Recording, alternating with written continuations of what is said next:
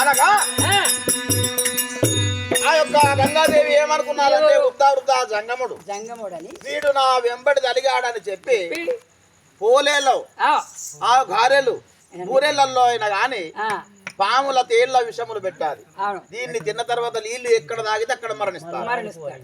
అటువంటిగా మందులు చేసుకుని వచ్చేది. అలనాడు నేను కాలకూట విషము తాగిన వాడిని. విషము నాకు ఎంత పోడు.